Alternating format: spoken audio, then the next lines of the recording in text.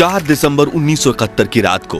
Longewala check post पर तैनात second lieutenant Dharmveer Singh अपनी प्लाटून के साथ हमेशा की तरह बॉर्डर पेट्रोलिंग के लिए निकलते हैं। धर्मवीर को हमेशा इस बंजर रेगिस्तानी इलाके में दूर दूर तक कोई नजर नहीं आता है और ना ही कोई आवाज सुनाई देती है, लेकिन आज पाकिस्तान की तरफ से गहरे सन्नाटे के बीच उन्हें लगातार एक अजीब सी गड़गड़ाहट सुनाई देती है। तभी धर्मवीर अपने साथियों के साथ एक मिट्टी के ऊंचे टीले पर चढ़कर अपनी राइफल की दूरबीन से देखते हैं तो उन्हें पाकिस्तान की तरफ से कुछ हलचल दिखाई देती है, मगर गहरे अंधेरे में वो कोई सटीक अंदाजा नहीं लगा पाए। लेकिन फिर भी इस बात को हल्के में ना लेते हुए धर्मवीर सिंह ने ये बात अपने कमांडिंग ऑफिसर तक पहुंचाई और खुद वहां तैनात होकर नजर बनाए रखी और कुछ देर के बाद वो सब कुछ समझ गए। साथियों, 1971 जहां एक तरफ भारतीय सेना ईस्ट पाकिस्तान के क्रूर प्रशासन से बांग्लादेश को आजादी दिलवाने की जंग लड़ रही थी, वहीं पश्चिमी पाकिस्तान के राष्ट्रपति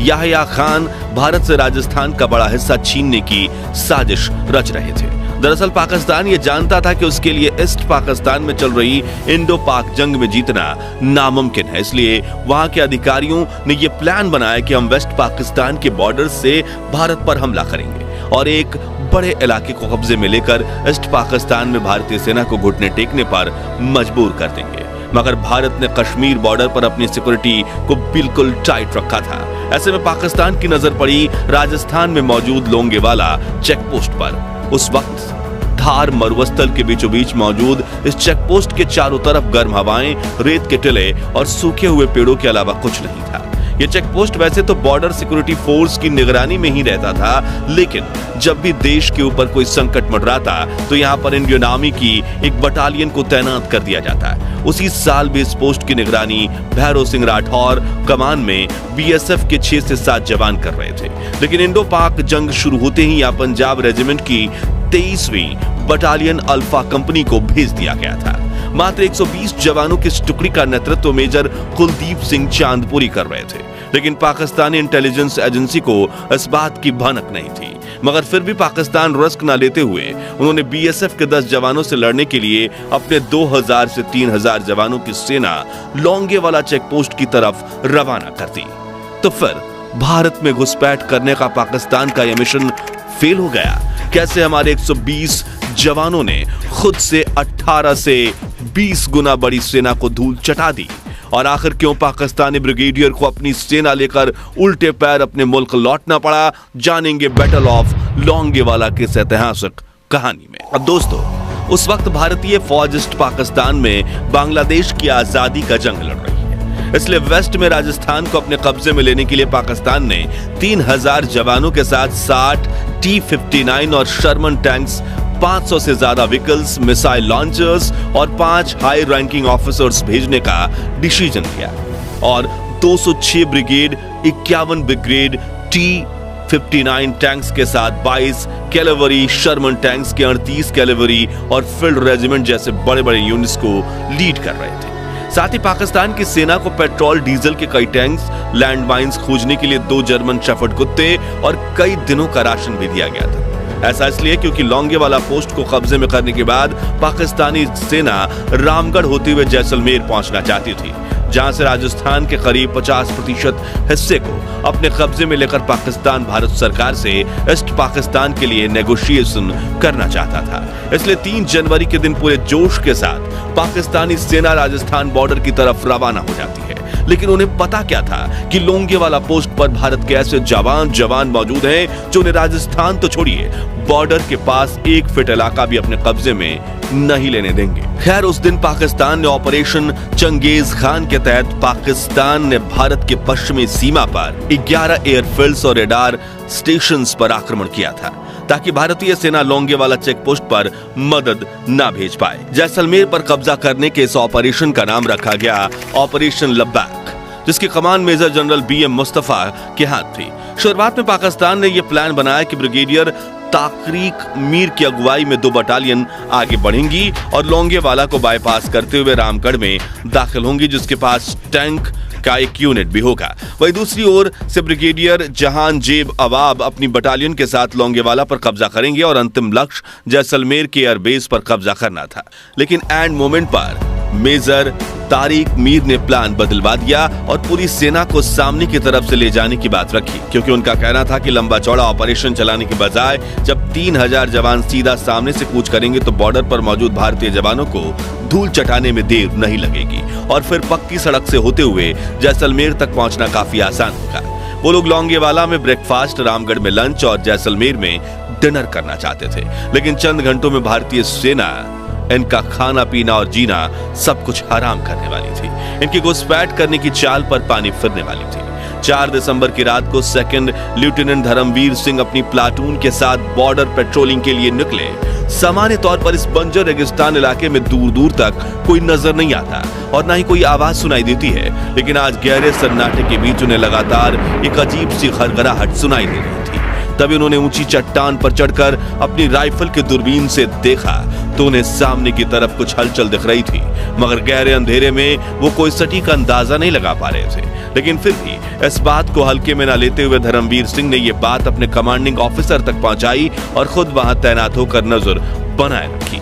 यहाँ लौंगेवाला बेंच पर मेजर चांदपुरी को जब ये खबर मिली तो उन्होंने ऐसा निर्णय लिया जिसने भारतीय सेना के इतिहास में वीरता की परिभाषा बदल दी। उन्होंने अपने बटालियन के 120 सैनिकों के साथ इमरजेंसी मीटिंग की और उस मीटिंग के दौरान उन्होंने कहा कि सामने से हजारों दुश्मन हमारी तरफ तेजी से बढ़ रहे हैं, लेकिन हमारे पास सिर्फ 2 machine gun, 2 mortar, 4 anti tank rocket launcher, 2 jeep mounted recoilless rifle, हर सैनिक के पास एक राइफल और कुछ बख्तरबंद गाड़ियां हैं, मगर फिर भी मैं दुश्मन के सामने अपनी पूरी ताकत से लड़ूंगा, क्योंकि ये भारत माँ और पंजाब रेजिमेंट की अल्फा कंपनी की इज्जत का सवाल है। मगर आप में से कोई अपने कदम पीछे लेना चाहता है तो अभी ले सकता है, लेकिन मेजर की पूरी कंपनी तो दिलेर थी, पीछे हटने का ख्याल भी किसी के जहन में नहीं आया। मेजर चांदपुरी ने इस हमले की खबर हाई कमांड को दे दी, लेकिन वो भी सुबह तक मदद पहुंचाने में असमर्थ थे, क्योंकि चारों तरफ छाए कोहरे में एयरफोर्स के फाइटर जेट्स का उड़ना नामुमकिन था। ऐसे में अगले 7 घंटों तक मेजर चांदपुरी की बटालियन को ही लौंगेवाला चेकपोस्ट की रक्षा करनी थी। बटालियन के कुछ सैनिकों ने बॉर्डर और चेकपोस्ट के आसपास जमीन में लैंडमाइंस बिछा दी और सभी ऊंचे रेतीले टीले पर मौजूद चेकपोस्ट पर तैनात हो गए। अब पाकिस्तानी सेना इंडियन बॉर्डर के पास पहुंच चुकी थी। रात के करीब 12:30 बजे पाकिस्तानी सेना ने मीडियम रेंज आर्टिलरी गन गोलियां बरसाना शुरू कर दिया, जिसके निशाने पर आए बीएसएफ के 5 ऊंट शहीद हो गए। उन बेजुबान जानवरों को मरता देख इंडियन आर्मी का खून खौल उठा, लेकिन उन्होंने सही समय का इंतजार किया। इधर पाकिस्तानी सेना बॉर्डर पर पहुंच चुकी थी, जहां सिर्फ 3 कांटेदार तारें ही बंधी हुई थी, जो देख उन्हें लगा कि शायद भारत यह काम हमें उल्लू बनाने के लिए कर रहा है और तारों के इस बार एंटी टैंक्स माइंस का ढेर बिछा होगा, इसलिए वो वहीं रुक गए। जब उन्होंने वहां चेक किया तो वाकई उन्हें वहां बिछी लैंड माइंस मिली, जिन्हें भारतीय सेना ने कुछ देर पहले ही बिछाया था। अब उन लैंड माइंस को डिफ्यूज करके आगे बढ़ने में पाकिस्तानियों को 2 से 3 घंटे का समय लग गया, जहां मेजर चांदपुरी भी वही चाहते थे। सुबह मदद आने से पहले हम पाकिस्तानी सेना के समूह को लौंगेवाला चेकपोस्ट पर ही रोक कर रखें, इसलिए रात के करीब 2:30 बजे मेजर चांदपुरी ने अपनी बटालियन में मौजूद रेकोइलेस गन्स वाली 2 जीपों को लौंगेवाला पोस्ट पर तैनात कर दिया। वहीं दूसरी तरफ पाकिस्तानी सेना सभी लैंडमाइंस को डिफ्यूज करके लौंगेवाला पोस्ट की तरफ बढ़ रही थी, लेकिन उनकी सबसे बड़ी मूर्खता थी T-59 और शर्मन टैंक्स को जंग का मेन हथियार बनाकर थार के रेगिस्तान में लेकर आना, क्योंकि इस पतली मिट्टी पर इन टैंक्स के आगे बढ़ने की रफ्तार बिल्कुल कम हो चुकी थी। मगर फिर भी कछुए की चाल से आगे बढ़ते हुए सुबह 4 बजे पाकिस्तानी सेना लौंगेवाला चेकपोस्ट के बिल्कुल पास पहुंच गई और उन्होंने चेकपोस्ट की चारों तरफ घेरा बना लिया। ऊपर चेकपोस्ट पर मौजूद भारतीय जवान ये समझ चुके थे कि वो 100-200 नहीं बल्कि कम से कम 2000 पाकिस्तानियों के बीच फंस चुके हैं, यानी करीब 1 भारतीय सिपाही के सामने पाकिस्तान के 17 सिपाही। लेकिन वो कहते हैं ना, जंग हथियारों से नहीं हौसले से लड़ी जाती है। इधर पाकिस्तानी सेना लगातार गोलियां बरसा रही थी, लेकिन भारतीय सेना ने तब तक जवाबी हमला नहीं किया जब तक पाकिस्तानी टैंक लौंगेवाला पोस्ट के करीब 30 मीटर पास तक नहीं पहुंचे और करीब 4:30 बजे भारतीय सेना ने अपनी जीप माउंटेड रेकोइलेस गन्स से हमला शुरू कर दिया। अब T-59 और शर्मन टैंक्स के ऊपर ही तरफ एक कमजोर हिस्सा होता है और ऊंचाई पर होने की वजह से भारतीय सेना टैंक्स के उस हिस्से पर गोलियां बरसाने में कामयाब रही, जिससे पाकिस्तान के 2 टैंक्स तबाह हो गए। साथ ही इन गोलियों में टैंक्स के ऊपर बंधे वो डीजल और पेट्रोल के बम भी ब्लास्ट हो गए, जो वहां बंधे हुए थे, जिन्हें पाकिस्तानी सेना आगे के सफर के लिए लेकर आई थी। इन धमाकों में चारों तरफ आग फैल गई, जिससे ऊंचाई पर बैठी भारतीय सेना को दुश्मन की मूवमेंट का साफ पता चल गया, जिससे उन्हें सटीक गोलीबारी करने में काफी मदद मिली और उन्होंने पाकिस्तानी सेना के 5 और टैंक्स तबाह कर दिए। अब पाकिस्तानी सेना लोंगेवाला चेक पोस्ट के आसपास लगी रेलिंग के बिल्कुल करीब पहुंच चुकी थी, लेकिन वहां भी कुछ तारें बंधी हुई थी और पाकिस्तानी सेना को लैंडमाइंस का डर सता रहा था, इसलिए वो तार तोड़कर दबे पांव माइंस खोजने के लिए आगे बढ़ने लगे। लेकिन भारतीय सेना लगातार उन पर गोलियां बरसा रही थी, ऐसे में उनका आगे बढ़ना मुश्किल हो चुका था। दूसरी तरफ इंडियन एयरफोर्स मेजर चांदपुरी के सपोर्ट के लिए अपने एक Hawker Hunter 3HAL Marut fighter jets को तैयार कर चुकी थी, जिन्हें ऑपरेट करने वाली 122 स्क्वाड्रन के पायलट सुबह होने का बेसब्री से इंतजार कर रहे थे। यहां लोंगेवाला पोस्ट पर लैंडमाइंस क्लियर करने में पाकिस्तानी सैनिकों को पूरे 2 घंटे लगे और सब कुछ निपटाकर वो करीब 6:30 बजे आगे बढ़ने की कोशिश में जुट गए। लेकिन जहां एक तरफ पोस्ट से भारत के 120 जाबाज सिपाही गोलियों की बारिश कर रहे थे, वहीं सूरज की पहली किरण के साथ भारत के 4 फाइटर जेट्स भी लोंगेवाला पोस्ट पर पहुंच गए और करीब 7:30 बजे आसमान से बम बरसाकर उन्होंने पाकिस्तान के 6 टैंक्स तबाह कर दिए। वहीं अब तक पाकिस्तानी सेना के 100 से ज्यादा सैनिक मारे जा चुके थे, लेकिन फिर कुछ मिनटों के लिए भारत के फाइटर जेट्स गायब हो गए, जिससे पाकिस्तानी सेना को लगा कि शायद वो फ्यूल और हथियार लेने के लिए जैसलमेर गए हों। लेकिन तभी चारों जेट्स वापस आए और उन्होंने फिर एक बार आसमान से कहर बरसाया, जिससे दुश्मन की 206 ब्रिगेड, 51 ब्रिगेड और 22 कैवलरी और 38 कैवलरी जैसी सभी टुकड़ियां तितर-बितर हो गईं। हथियार हाथ में लेते हुए हजारों की तादाद में टैंक्स और 500 से भी ज्यादा बख्तरबंद गाड़ी होने के बावजूद पाकिस्तानी सेना डर से कांप उठी और बम बारूद से बचने के लिए सैनिक उल्टे पांव पीछे की तरफ भागने लगे। सुबह के 8 बजे भारतीय सेना की 2 टुकड़ियां लोंगेवाला बॉर्डर पर पहुंच चुकी थी। करीब 9 बजे पाकिस्तानी सेना की 2 टुकड़ियों ने अपोजिट डायरेक्शन से लोंगेवाला पोस्ट पर हमला करने की नाकामयाब कोशिश की, लेकिन वो फेल रहे।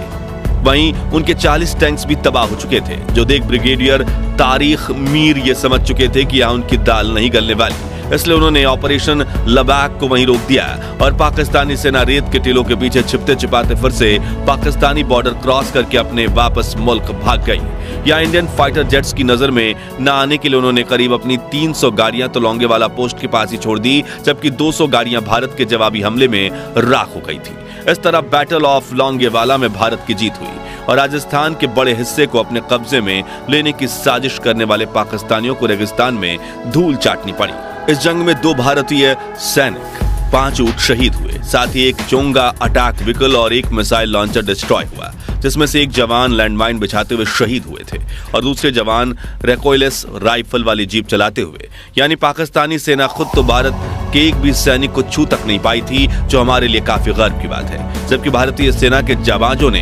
पाकिस्तानी सेना के 200 हमलावरों को मार गिराया था, 36 टैंक्स डिस्ट्रॉय किए थे और पाकिस्तानी सेना अपने 500 डिस्ट्रॉयड व्हीकल्स तो सरहद पर ही छोड़कर उल्टे पांव भाग निकली थी। इस तरह भारतीय सेना ने पाकिस्तान के बुरे मंसूबों पर पानी फेर दिया और अपने साहस के दम पर इस मुश्किल जंग में विजय प्राप्त की। तो दोस्तों, अगर आपको मेजर कुलदीप सिंह चांदपुरी और उनकी पंजाब रेजिमेंट के सैनिकों पर गर्व हो तो कमेंट बॉक्स में जय जवान जय हिंदुस्तान जरूर लिखिए। वीडियो पसंद आई हो तो इसे लाइक और शेयर करके बैटल ऑफ लोंगेवाला की ये अनसुनी कहानी हर भारतीय तक पहुंचाइए और ऐसी ही दिलचस्प वीडियो देखते रहने के लिए चैनल को सब्सक्राइब करके पास वाली घंटी जरूर बजा दीजिए। जय हिंद, जय भारत।